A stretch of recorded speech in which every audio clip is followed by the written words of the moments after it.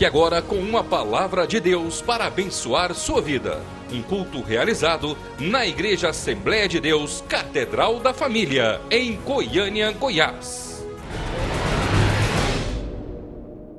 Tudo que nós estudamos durante esses dias, nesta lição, nos abriu os olhos de alguma maneira para o que aconteceu ali naquele período do Antigo Testamento, período este que abriu para nós hoje lições espirituais tão grandes que hoje nós temos acesso livre, direto a Deus, coisa que aquelas pessoas ali no Antigo Testamento, elas não tinham esse acesso que nós temos hoje. Hoje nós podemos dobrar os nossos joelhos, aonde quer que nós estejamos, em qualquer lugar que nós estejamos, até mesmo aonde GPS mais moderno não pega, no meio das selvas, os lugares mais longínquos, nós podemos dobrar os nossos joelhos e numa ligação direta nós temos acesso total com Deus.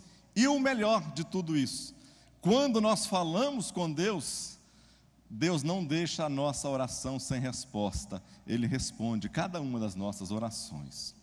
Durante essas semanas, nós aprendemos que todos os rituais que faziam ali no tabernáculo, quando Jesus veio a este mundo, quando Jesus passou aqui por esta terra, Ele veio trazer para começar a mostrar àquelas pessoas, vejam só, para que elas pudessem estar tirando os seus olhos físicos e os seus olhos também espirituais, daquelas coisas que estavam simbolizando simplesmente e trazendo para ele o cumprimento de todas as coisas. Vocês vão lembrar que quando Jesus tomava a palavra, Ele simplesmente não falava de outras pessoas, como grandes homens que passou pela história, Buda, Confúcio, Allan Kardec, todas estas pessoas tiveram seus momentos das suas histórias, mas eles não falavam da maneira como Jesus falava.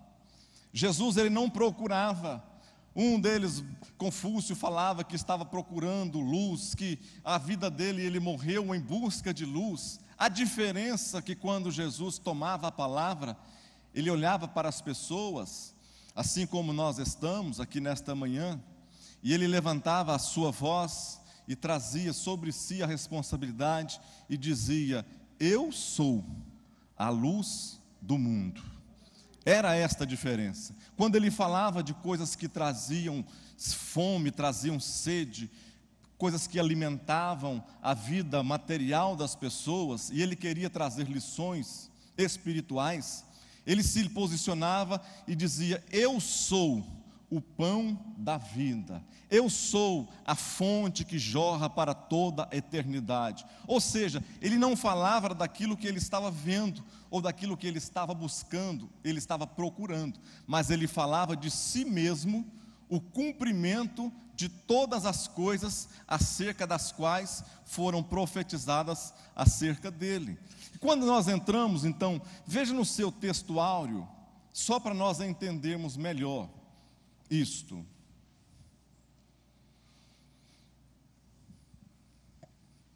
No textuário, o que fala? Diz assim: e o verbo se fez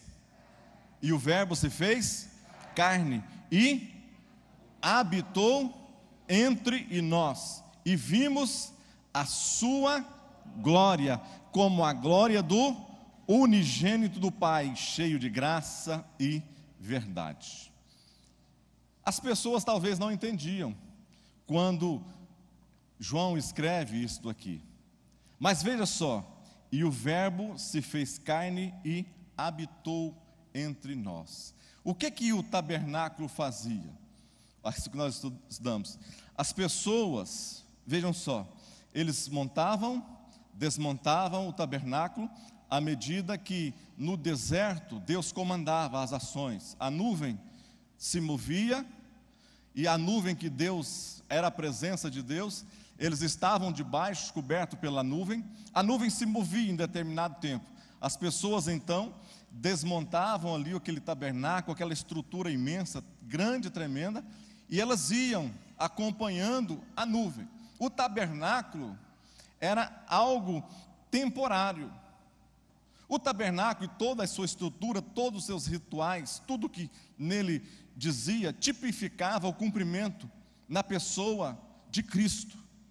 Quando o texto está dizendo assim, e o verbo se fez carne e habitou entre nós, o que está dizendo nada mais é do que esta palavra habitou, ela traduzida do grego, ela tem um sentido melhorado e mais qualificado para que nós possamos entender isto hoje.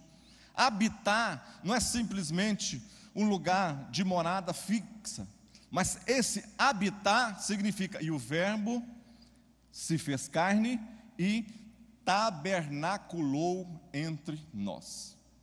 O que isso significa então?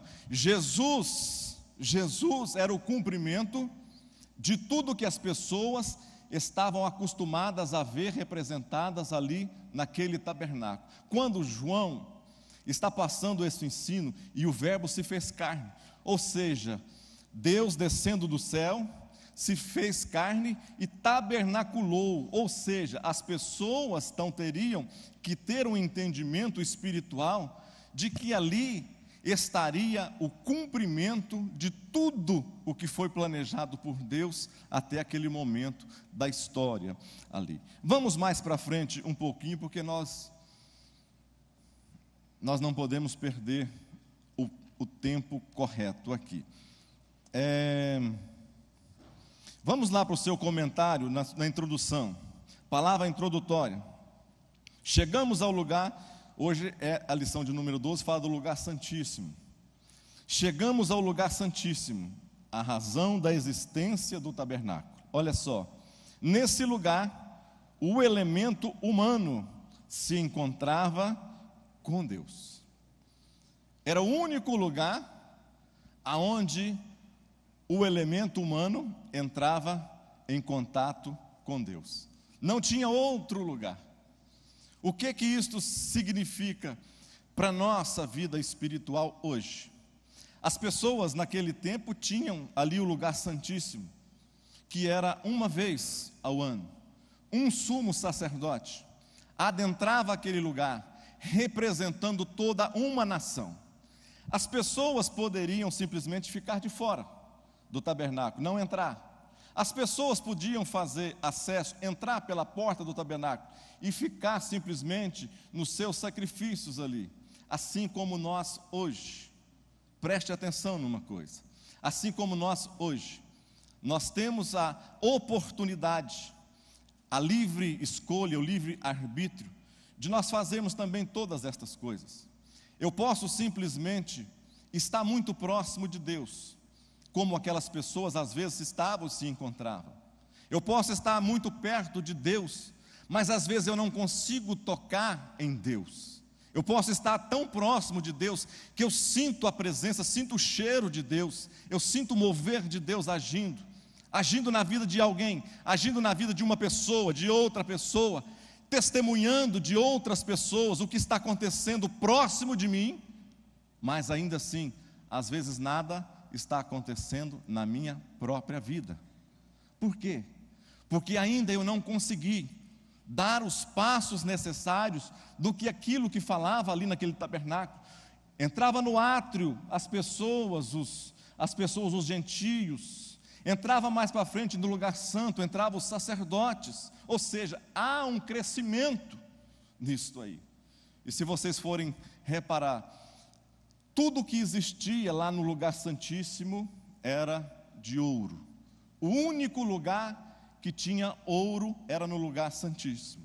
Se vocês repararem, há um crescimento do início do tabernáculo, da entrada dele, os materiais vão ficando cada vez mais nobres, até chegarem lá no lugar santíssimo, aonde o material era unicamente, estritamente de ouro, ou revestido com ouro. O que isto fala para a minha vida e para a sua vida? Quando o tabernáculo existia, Deus falou, Deus é sábio, Deus sabe todas as coisas. Quando Deus deu ordem para a montagem e desmontagem do tabernáculo, a ordem de Deus era para vocês começarem a montar o tabernáculo, vocês devem fazê-lo de maneira tal que vocês comecem pelo lugar santíssimo e monta o tabernáculo, vai montando as outras peças até chegar na parte exterior. Quando vocês forem desmontar o tabernáculo, vocês vão começar das partes exteriores, vão desmontando uma a uma, até que vocês consigam chegar no mais íntimo, lá no lugar santíssimo, na arca da aliança. O que na sabedoria de Deus, no nosso entendimento, o que isso nos fala? Nos fala o seguinte: quando Deus na nossa vida quer construir alguma coisa, o tabernáculo e aquele lugar santíssimo falava da presença de Deus.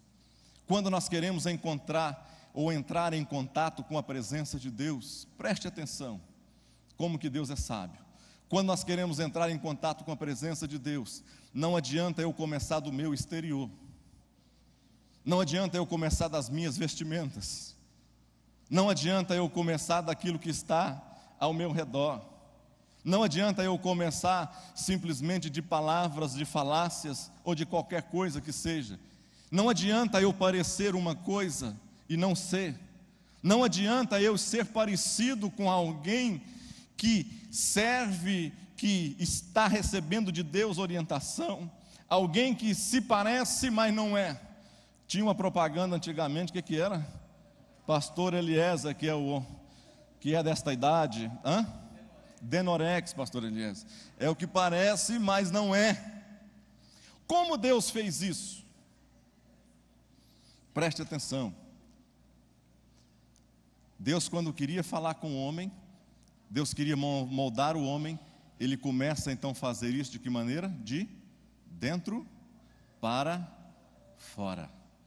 O diabo, quando quer fazer alguma coisa na vida de alguém, o único lugar que ele começa a querer, ele começa a destruição de fora para dentro, porque dentro de nós, isto é revelação de Deus, dentro de nós habita o Espírito Santo. Se o diabo tentar moldar a minha vida e a sua vida, baseado no que nós temos dentro de nós, a pessoa do Espírito Santo que trabalha na minha vida e na sua vida, ele de maneira alguma vai conseguir. Mas o que ele faz? Nós não damos a devida atenção, e agora o diabo então começa na sua astúcia, porque ele conhece cada um de nós. A Bíblia diz que ele anda ao nosso derredor, rugindo como leão, procurando alguém para que ele possa tragar. Então ele começa de fora para dentro, começa a destruir coisas mínimas e coisas básicas, até que ele possa estar então, depois de todas as coisas destruídas, então ele tem acesso ao lugar mais tremendo, mais íntimo, que é a sua fé. Alguém até diz assim, chegou chorando para um dia o pastor e falou assim: pastor, eu perdi, pastor, eu estou desesperado, pastor, eu estou ficando maluco. Você está ficando maluco por quê? Porque eu perdi todas as coisas, pastor, eu perdi tudo na minha vida, eu perdi tudo. O pastor, então, você perdeu a sua fé? Não, pastor, não perdi a minha fé. Você perdeu a sua esperança? Não, pastor, não perdi a minha esperança. Se você não perdeu a sua fé, e você não perdeu a sua esperança, você não perdeu coisa alguma que não possa ser reconquistada rapidamente por Deus. O diabo tenta chegar no nosso mais íntimo, amados, para que um dia nós possamos negar a nossa fé. Aquele que já teve alegria na presença de Deus, não sinta mais a presença de Deus. Aquele que vê o agir de Deus ao redor dele, começa a achar que as coisas são naturais, achar que tudo não passa de encenações, achar que aquilo é coisas às vezes combinadas, e às vezes Deus está agindo tão perto, tão próximo dele, e ele não consegue sentir a presença de Deus. E o pior disso é quando nós nos acomodamos com estas coisas, e quando nós acomodamos em ver o óbvio, nos acomodamos em ver aquilo que é comum, é banal, e às vezes nós achamos e nos contentamos com aquilo, como se aquilo fosse alguma coisa que preenchesse a nossa vida. E na realidade não é nada disso. Deus quer cada vez mais nós possamos dar passos maiores, sair. Quando as pessoas, preste atenção, quando as pessoas entravam no lugar santíssimo, elas vinham caminhando, era madeira nas entradas, nas cortinas, elas continuavam, tinham bronze, tinham prata, ali nas bacias de cobre, mas quando elas chegavam no lugar santíssimo, a primeira coisa que elas deparavam era com uma cortina, um véu que tinha suas especificações. Quando ela adentrava aquele véu, o pastor Darley ministrou aqui um dia passado aqui muito bem sobre isso. Ele então se deparava com aqueles elementos, os elementos ali, o candelabro, os pães e o altar de incenso. Mas o que eu quero chamar a atenção de vocês é se ele se posicionasse no meio do lugar santíssimo, às suas costas ficava o lugar aonde tinha uma entrada com querubins. Se ele olhasse para a sua frente, no lugar aonde estava a Arca da Aliança, antes dele entrar na Arca da Aliança, no lugar santíssimo, tinha uma cortina, tinha uma coberta com querubins. E melhor, quando Deus deu ordem para que fosse construído e jogasse sobre aquelas 4 cortinas, a primeira cortina, que foi para cobrir aquela tenda da congregação, cobrir aquele santuário, a primeira cortina, ela continha a figura de querubins. Por quê? Não é à toa. Querubins representa a presença de Deus, simboliza a presença de Deus. Quando nós estamos no lugar santíssimo, na presença de Deus, não importa o lugar que a gente olhe, não importa o lugar que a gente olhe, coloque os nossos olhos, se nós olhamos para o céu, está lá os querubins, a presença de Deus. Se nós olhamos para um lugar, para o outro, a presença de Deus está ali também. O que Deus deseja e almeja na minha vida e na sua vida, é que cada dia mais nós possamos desfrutar desta alegria de estar na presença dEle.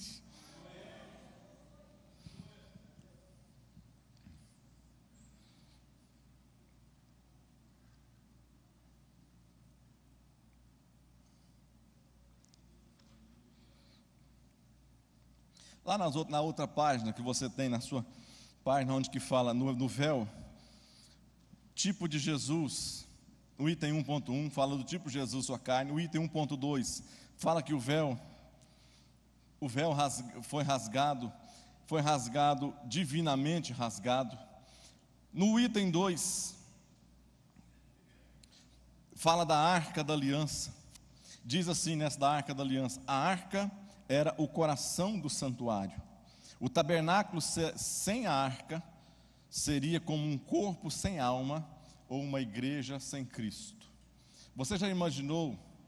Às vezes nós falamos que a religião vem da palavra, né, religar o quê? Religar o homem a Deus. Mas você já reparou que no nosso mundo, no nosso país, nascem todos os dias novas religiões?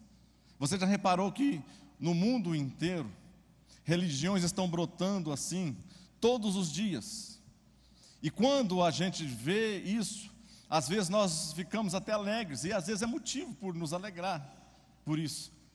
Mas mais importante do que uma nova religião, é cada vez mais nós nos preocuparmos em nós fazermos parte de alguém que o seu nome escrito no livro da vida.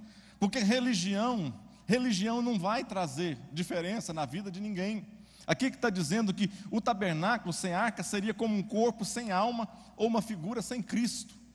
O que isto fala para nós? Imagine nós, cristãos, se retirar de nós. Imagine a seguinte cena: você é o quê? Eu sou cristão. Você é o quê? Cristão. Você é o quê? Bom, eu sou budista. Bom, tá bom. O budismo, eu não vamos falar aqui sobre os ensinamentos budistas, mas o budismo tem a sua filosofia, mas Buda morre e continua as pessoas fazendo, alterando, mudando seus ensinamentos, fazendo tudo. Confúcio morre, Kardec morre, todas essas pessoas morreram. O nome destas pessoas não ficou, mas ficou ligado à filosofia, aquilo que elas representavam, aquilo que elas criaram, aquilo que elas pensavam, ficou às vezes ligado. Mas o cristianismo é diferente. Se você tirar Kardec da religião ou da filosofia espírita, os seus adeptos, os seus asseclas, as pessoas, assim como fizeram com as irmãs lá elas fizeram, tiraram aquilo, continuou do mesmo jeito a religião. Continuou a religião da mesma maneira, o espiritismo continuou do mesmo jeito, mas do cristianismo é diferente. Se você pegar no cristianismo, nós como cristãos, e retirarmos a figura, a pessoa de Jesus Cristo dela, ela é uma religião morta, acabou. Acabou, não existe mais. Não existe porquê. Não existe motivo. Não existe nada que nos leve adiante a não ser a pessoa de Cristo. Então por que a gente às vezes estuda todas essas coisas? Para nós entendermos a vontade de Deus na nossa vida, de clarear, de abrir os nossos olhos aos poucos às vezes, para que nós nunca possamos retroceder, mas que nós possamos caminhar para frente, sempre à frente e sempre para o alto, no nome de Jesus Cristo. Você quer aplaudir ao Senhor Deus nesta manhã?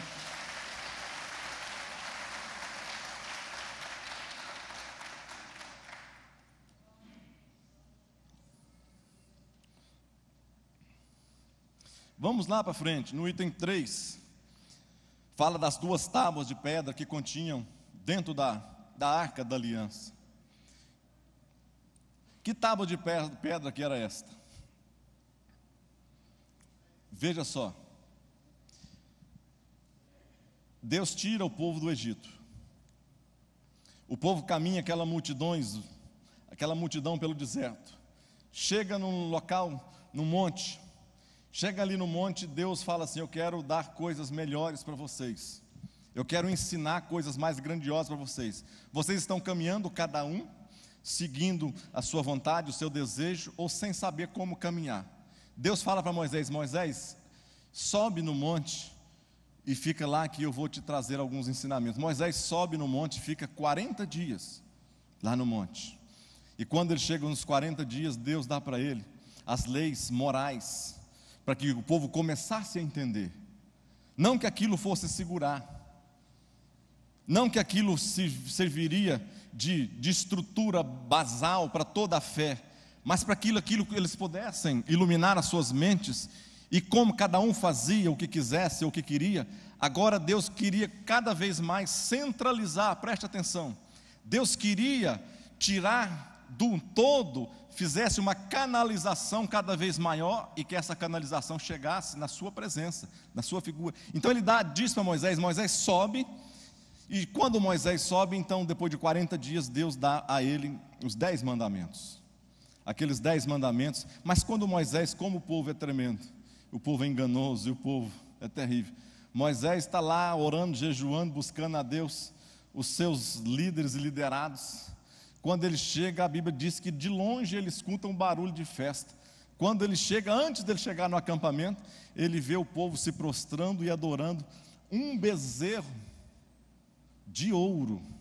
Ou seja, aquilo que Deus estava dando a Moisés lá no monte, para que não pudesse ser feito, para que o povo pudesse entender melhor quem ele era, quando ele chega lá embaixo, quando ele começa a chegar, a primeira coisa que os olhos de Moisés contemplam é o povo fazendo exatamente aquilo que era contrário aos primeiros mandamentos da lei de Deus. A Bíblia diz que Moisés então quebra aquelas tábuas, e Deus queria acabar com o povo ali. Não é que Deus, não vamos entrar nesse assunto aqui agora. Então Deus queria acabar com o povo ali naquele instante, mas Moisés então pede, e mais uma vez ele sobe ao monte por mais 40 dias, fica mais 40 dias lá no monte, e novamente Deus entrega para ele aquelas tábuas. O que continha aquelas tábuas? Continha as leis morais. Depois Deus foi dando as leis cerimoniais para eles, as leis dessas cerimônias, de tudo que acontecia, as leis civis, o que pode casar, o que não pode, o que acontece quando sei lá, alguém é leproso, é curado, quando alguém fica leproso faz. Estes tipos de leis, Deus foi especificando, ou afunilando mais isso. Olha só, no 3.2, aí da sua revista, diz assim: as obrigações do homem para com Deus. Isso aqui dos 10 mandamentos. Os primeiros quatro mandamentos fala do homem ou de Deus em relação ao homem. O primeiro mandamento de Deus fala o quê? Qual que é o primeiro mandamento de Deus? O primeiro mandamento é o quê? Amar. Vamos traduzir isso, né? Lá em Levítico, depois, Levítico 20, você vai ver os 10 mandamentos lá, bem descrito lá. Primeiro mandamento: não terás outros deuses diante de ti. Não ter, o primeiro mandamento. Segundo mandamento: não, além de não ter, aí Deus continua dizendo, além de não ter, você não se prostrar. Êxodo 20, é Êxodo 20. Falei? É porque é tudo Bíblia, um para lá, outro para cá.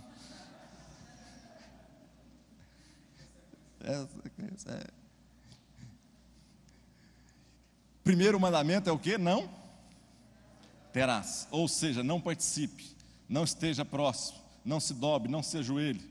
E o segundo mandamento é o que? Não fará, ou seja, não use as suas mãos, as suas próprias mãos. Agora a coisa chegou mais próximo, mais perto. Não farás para ti imagem nenhuma de escultura ou mal. E a terceira é o que?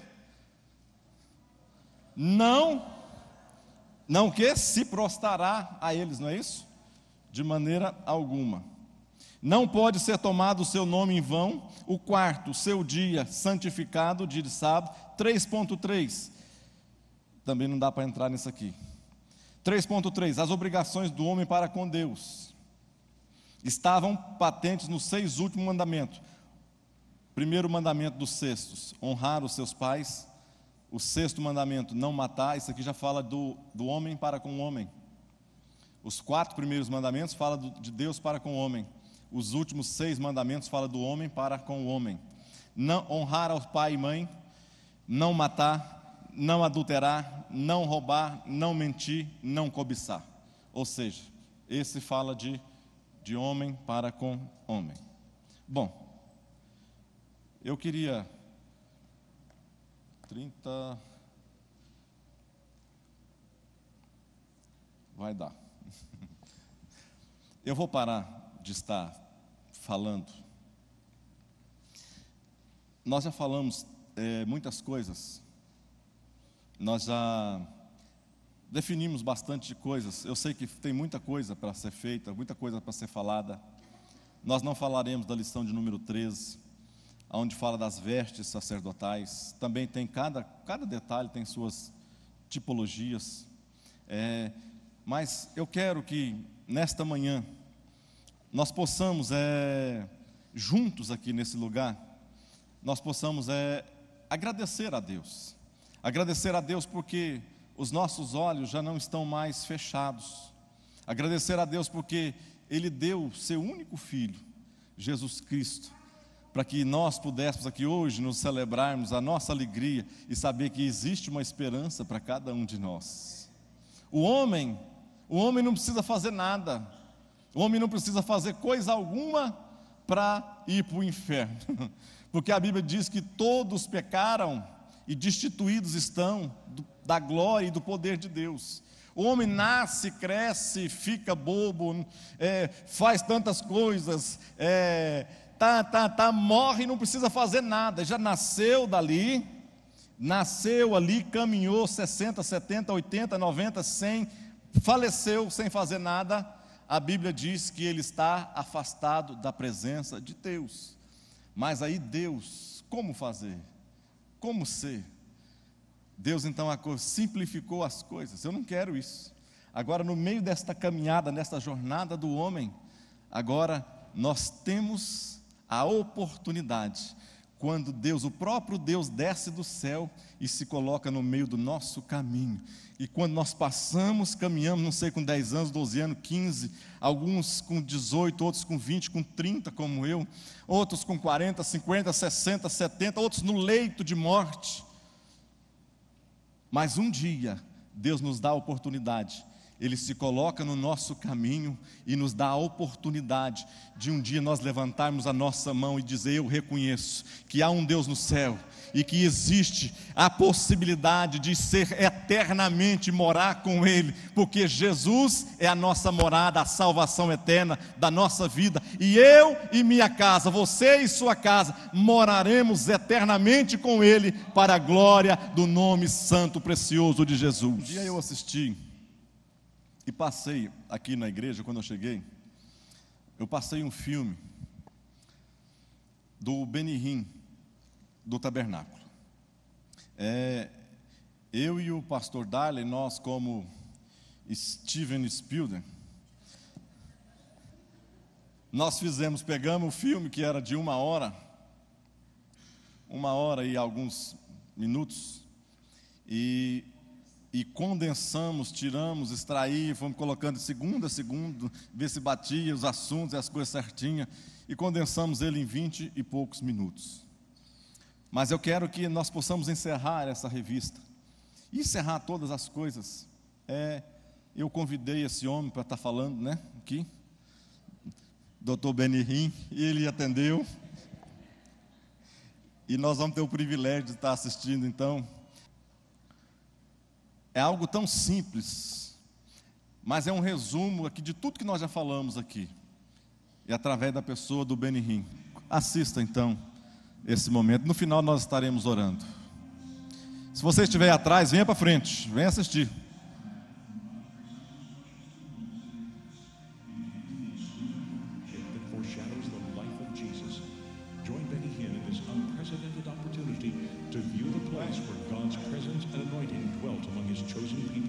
The children of Israel. And Lord, I pray in Jesus' mighty name that this same anointing and the same fire that Você ajuda ele a puxar o púlpito para mostrar ele lá na parede. Send and touch every life watching this glorious video today. In Jesus' name, my Lord, what a wonderful thing this is going to be. Thousands of years ago, Moses was commanded, build me a tabernacle. God said, what I want to dwell in. And the glory of God descended as the word declared. And Israel saw the cloud by day, the fire by night. And today, on this glorious teaching, we are going to walk through the whole tabernacle, understand it, and as you see, we have recreated the whole tabernacle for you. How wonderful it must have been to have been there and to see that glory. But today, that same glory that Moses saw, you are going to experience.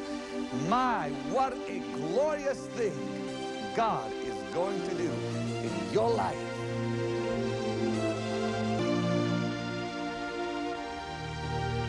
God commanded Moses to build the tabernacle so you and I can learn how to enter into the presence of God Almighty. Here we are standing on the outside of the tabernacle. This is the gate. Now, when God gave Moses the details on building the tabernacle, he began from the inside out, as God always does.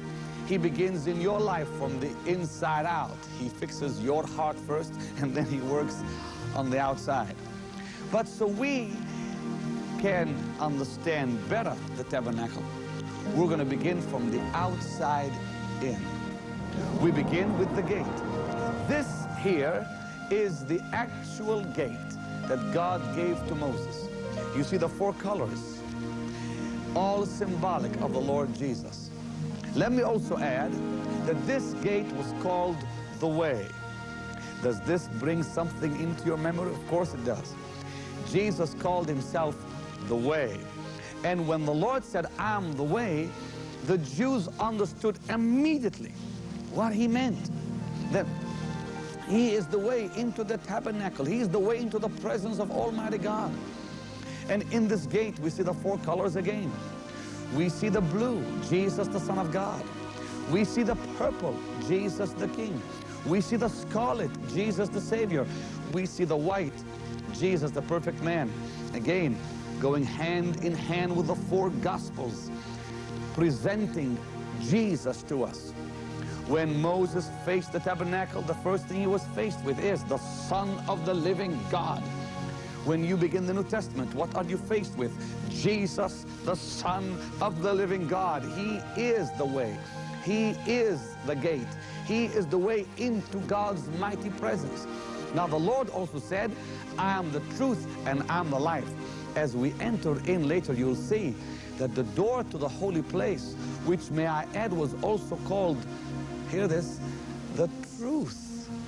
It led them into the holy place where truth was revealed, in the furniture in the holy place. And then as we go further, we'll see the veil, which was called the life, for that's where the glory was. The gate was called the way. The door into the holy place was called truth. And the veil, which was the way into the Holy of Holies, was called the life.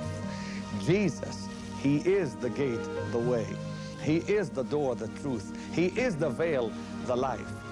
Now, amazingly, as you look at this gate, you'll find something here that is very important. It's high enough you can see what's over. Only when you enter in and beyond can you see the glory and the beauty of the Master. All you see here on the outside is who He is and His offices. In addition to the gate, as you see, there is a fence of white fine linen, speaking of the perfection of the Son of the living God, the man Christ Jesus. And as I told you earlier, in Hebrews 8 and verse 5, the Bible declares these are a shadow of things, more than experience that same glory. Come on, let's go on.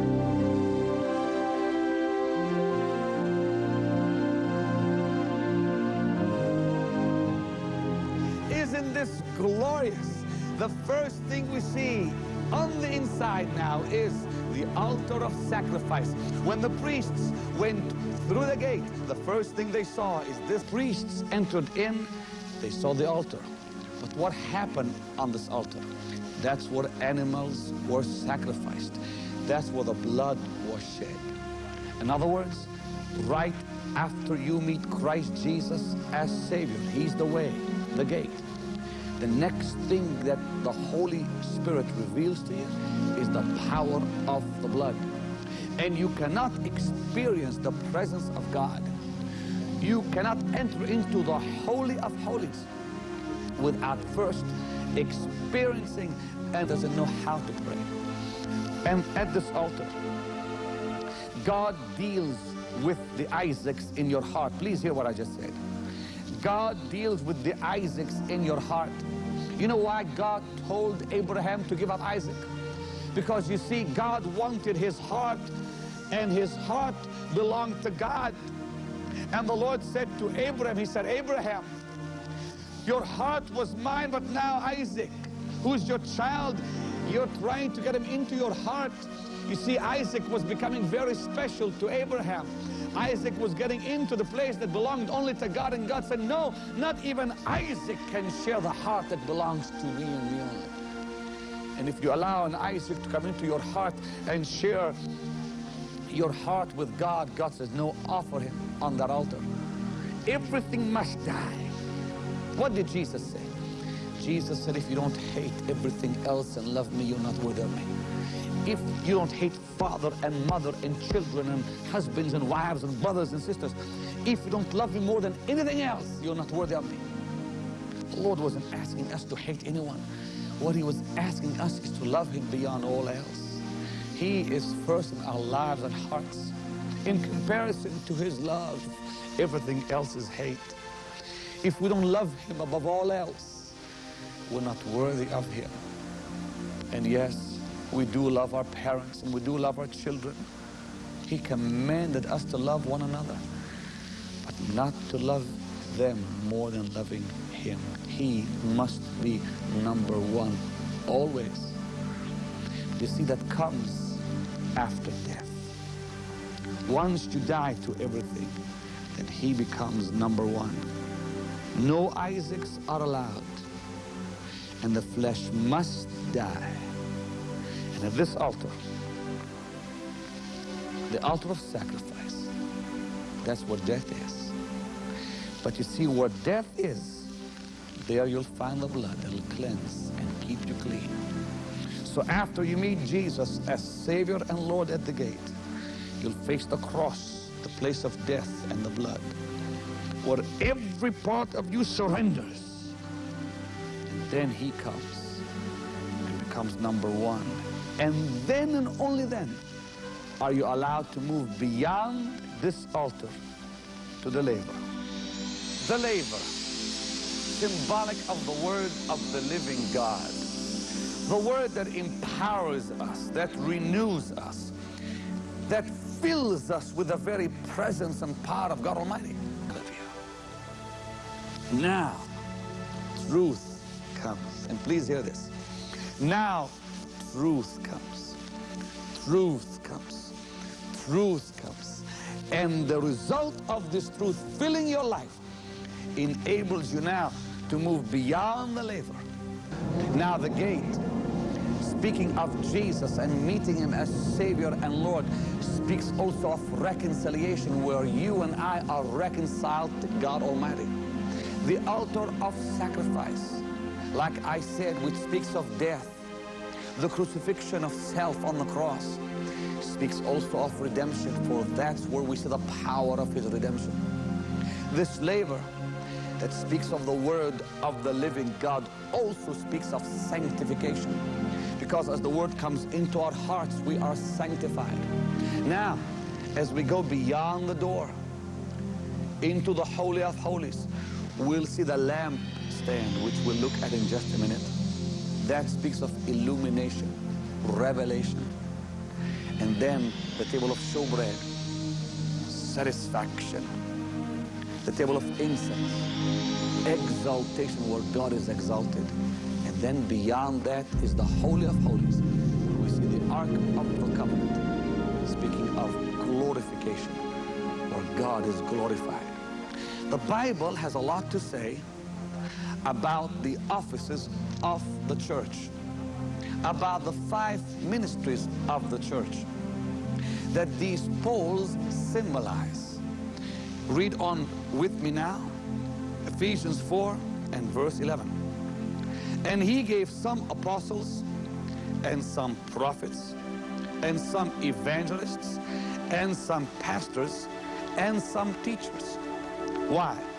For the perfecting of the saints, for the work of the ministry, for the edifying of the body of Christ, till we all come in the unity of the faith and of the knowledge of the Son of God, unto a perfect man, unto the measure of the stature of the fullness of Christ. God told Moses that the door should be held up by 5 poles, 5 ministries, 5 offices: the apostle, the prophet, the evangelist, the pastor, the teacher. And these 5 ministries are called truth. They lead us into truth. What is an apostle? He's like my thumb that can touch all my fingers. The apostle is the one who has done all other ministries. He has been a prophet, an evangelist, a pastor, and a teacher. He's done all. He has touched all. What is a prophet? Like my finger pointing and saying, "Thus saith the Lord." The evangelist, the finger that's longer than any, reaching out to the entire world. I think it's glorious. The pastor, the gentle finger. And the teacher, the little finger that can get into little areas that none of the others can get and bring the truth right out. And those 5 fingers making a hand, the hand of the living God. And as these 5 offices come together to teach us truth, look what happens. Verse 14, 7 results.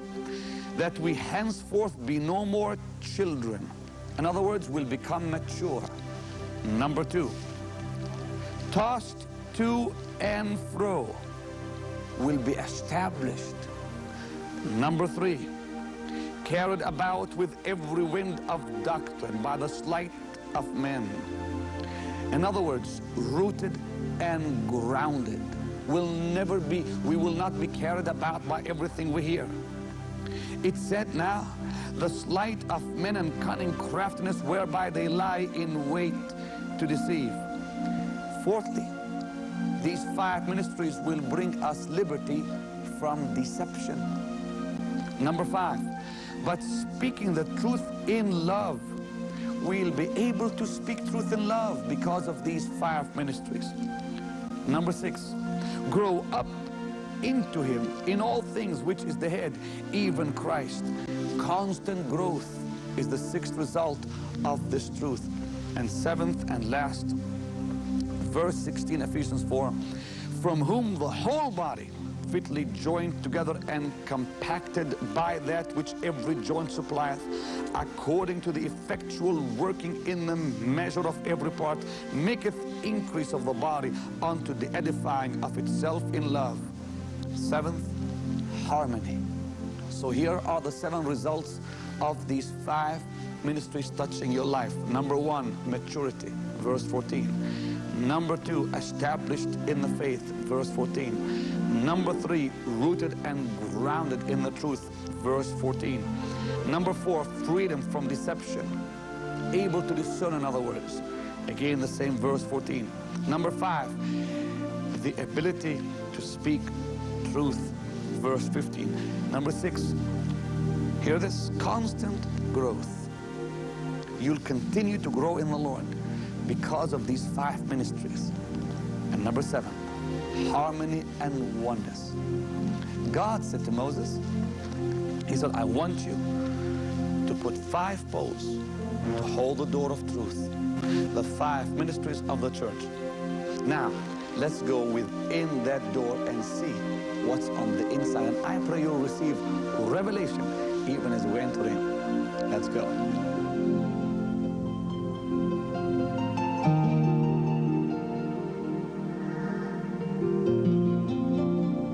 And once you experience the word of the living God that changes your life and your heart, you'll enter into the holy place, the place of praise.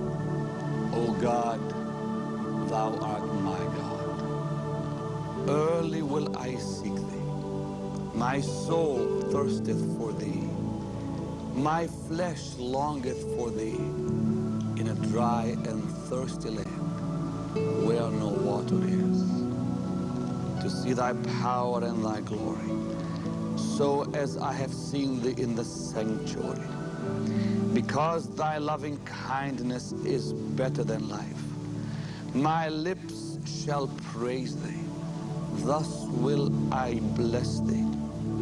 While I live, I will lift up my hands in thy name, the place of praise, the holy place, the place where the soul is satisfied, the place where you're not thirsty anymore. You longed for this presence. You longed for this satisfaction. And now the word of the living God brought you into this place, and you're satisfied. And praise has erupted out of your innermost being.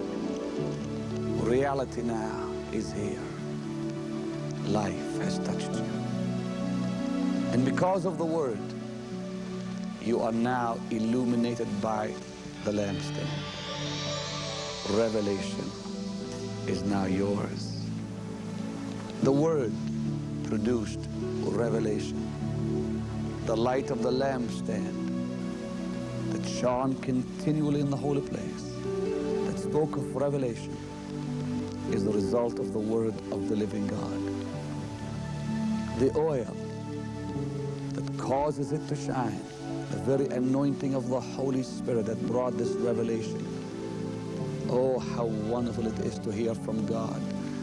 How wonderful it is when His word becomes life to you. Jesus said, the words I speak, they are spirit and they are life. No longer is this word something distant. Now the word begins to illuminate you. God talks to you one-on-one, face-to-face, heart-to-heart. And because of this revelation, something happens. Revelation always produces something wonderful. Satisfaction. That's right. Satisfaction. This table of showbread, speaking to us of satisfaction. My soul is satisfied. I'm not hungry anymore, Lord. He is now the bread of life. You remember, Jesus also said in Matthew that because of the word comes persecution. Moses was commanded that this showbread should be covered with frankincense. They would sprinkle frankincense on it. Frankincense has a very sweet smell, but a very bitter taste. Why? Jesus declared these words. Listen, please. 1 Peter 4:14 declares, if ye be reproached for the name of Christ, happy are ye, for the Spirit of glory and of God resteth upon you. I'll gladly suffer persecution. Why? Because I want the Spirit of God to rest on my life. The Bible declares he will rest upon those who will be reproached and suffer persecution. Jesus said the Holy Spirit who is with you shall be in you. But then in Acts 1:8 he says he shall come upon you. But do you realize he will not come upon you till you suffer persecution? The apostles were persecuted, and on the day of Pentecost he came upon them. I'll gladly pay that price. I'll gladly pay the price, so I would know him upon me the rest of my days. The Bible declares the table of showbread that spoke of satisfaction was sprinkled with frankincense, a beautiful smell. Yes, when others come in contact with those who are satisfied, there's a beautiful aroma. The fragrance of Christ is in them. But also there is persecution once eaten. Once you partake of that satisfaction, and persecution will come. But it is that persecution which causes you to worship the Lord Most High. And that is why before you enter into the Holy of Holies, you'll come to the table of incense. Worship. But you see, it is revelation, the lampstand, that leads you to satisfaction, the table of showbread, that causes persecution because of that satisfaction, that leads you into a wonderful place, a glorious place, a place of worship. And as you begin to worship him, only then can you enter into the Holy of Holies, where he dwells. God commanded Moses that on that table of incense, he was to keep that incense burning, that worship rising to him. Oh, worship the Lord in the beauty of holiness. Fear before him all the earth. Psalm 96 and verse 9 declares, worship, the result of satisfaction, feeding upon Christ Jesus, the true bread. And once you are satisfied, and once you have tasted him, you will worship him in the beauty of his holiness. And And when that happens, then you're ready to enter into the Holy of Holies.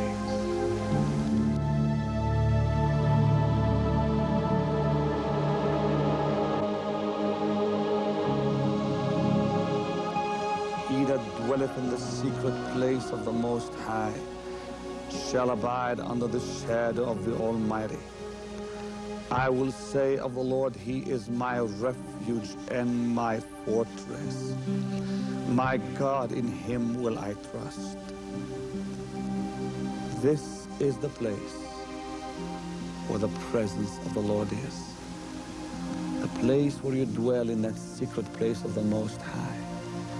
And then He promises, surely He shall deliver thee from the snare of the fowler and from the noisome pestilence. He shall cover thee with His feathers, and under His wings shalt thou trust. His truth shall be thy shield and buckler. Verse 10 says, there shall no evil befall thee, neither shall any plague come nigh thy dwelling. And then He declares, for He shall give His angels charge over thee to keep thee in all thy ways. This is the place where now words become inadequate.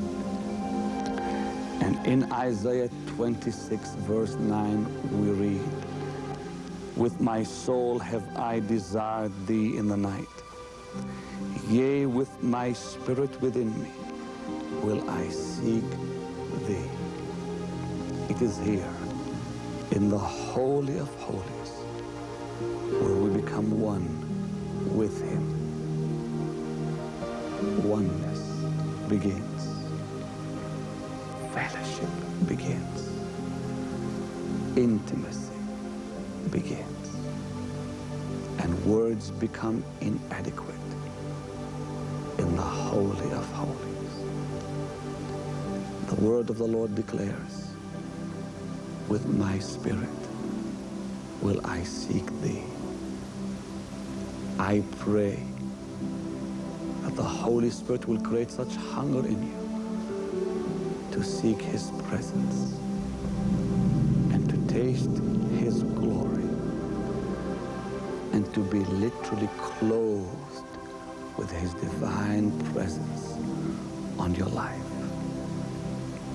This is the place where you'll understand, be still and know I am the Lord.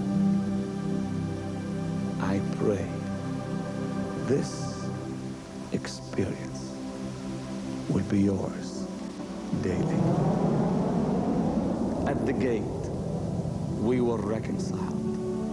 At the altar of sacrifice, we were redeemed. At the laver, we were sanctified.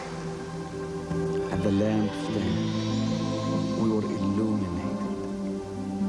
At the table of showbread, we were satisfied.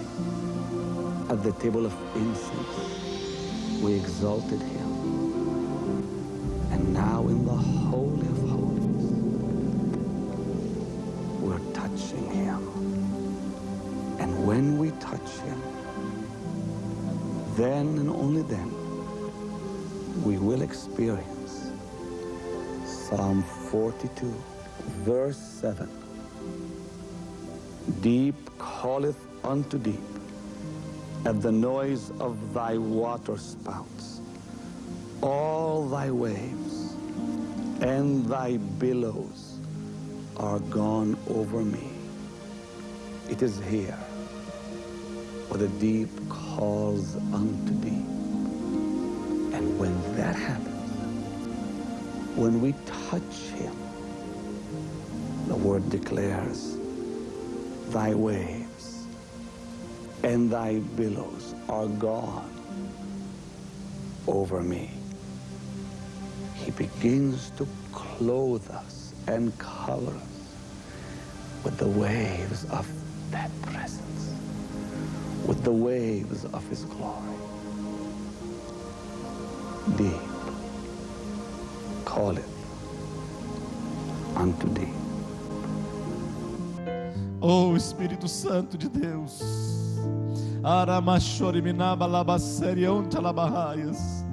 Espírito Santo de Deus, nós queremos sim, ó Deus, sermos participantes, ó Deus, da glória que o Senhor tem derramado sobre o teu povo. Nós queremos fazer parte, Deus, sim, dos ministérios que o Senhor tem deixado para que possam ser usados, desenvolvidos aqui nesta terra. Deus, eu me coloco como arauto, eu me coloco como instrumento, como vaso que o Senhor pode colocar o teu óleo, ó Deus. Nós nos colocamos diante do Senhor, ó Pai, porque nós entendemos que nas tuas mãos e das tuas mãos, ó Pai, nós seremos satisfeitos, nós seremos saciados. Deus, quando nós passarmos por coisas difíceis, que os nossos olhos não puderem contemplar uma saída, um lugar de refúgio, ó Pai, Tu és o nosso refúgio bem presente na hora da angústia, pelo que nós não temeremos, ainda que coisas ruins acontecem. Há um Deus,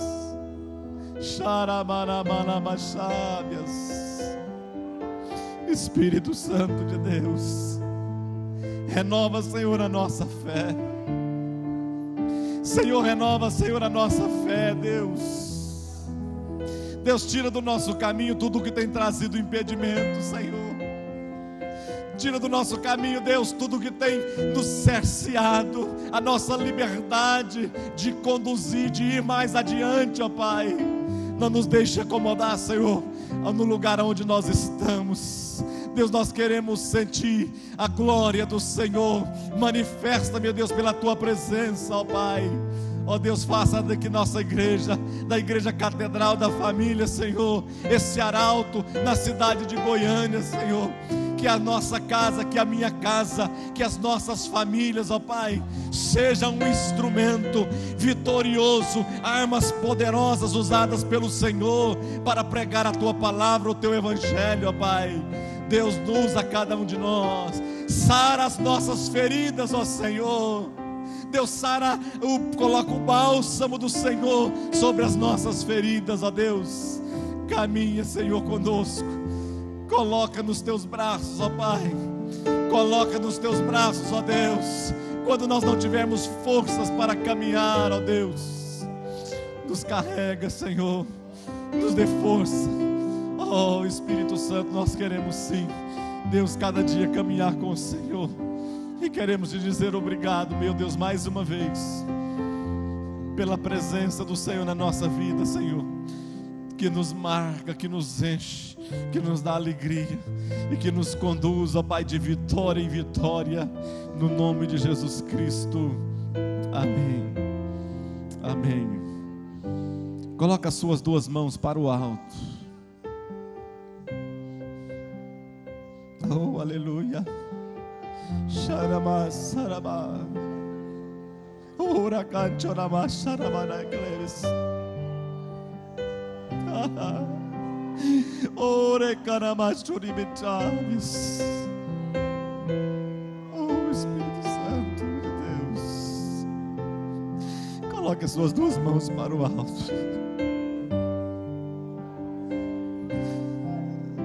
Sinta a presença de Deus na sua vida. Sinta a voz do Espírito Santo falando ao seu coração. Sinta o Espírito Santo te embalando no colo. Sinta a voz suave dele nos seus ouvidos,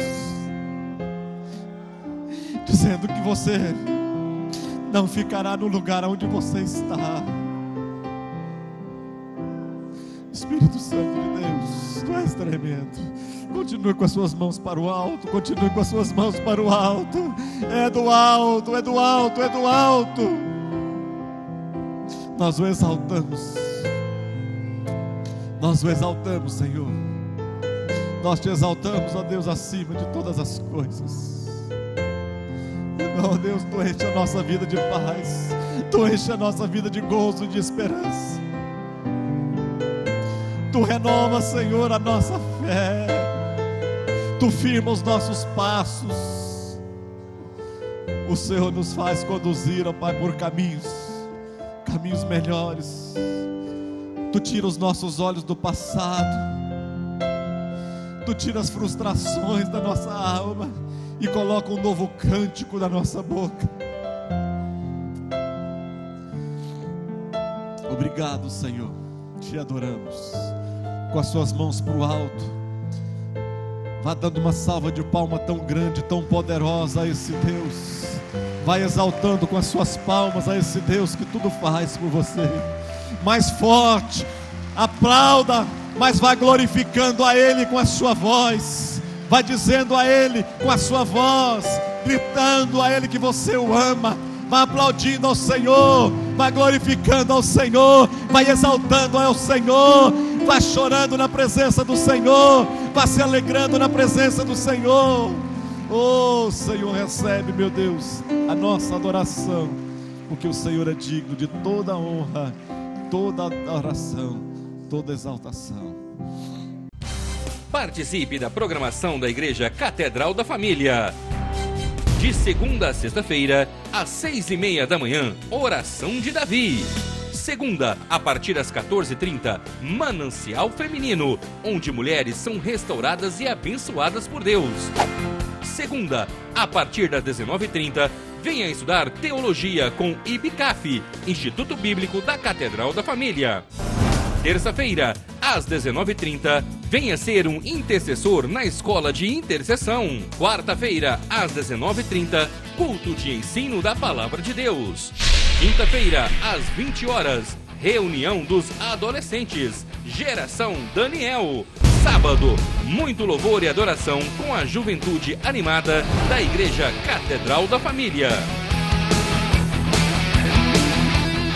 Sábado, às 20 horas, Projeto Recomeçar. E domingo, às 9 horas da manhã, participe com sua família da Escola Bíblica Dominical. E domingo, às 18 horas, grande culto de celebração a Deus.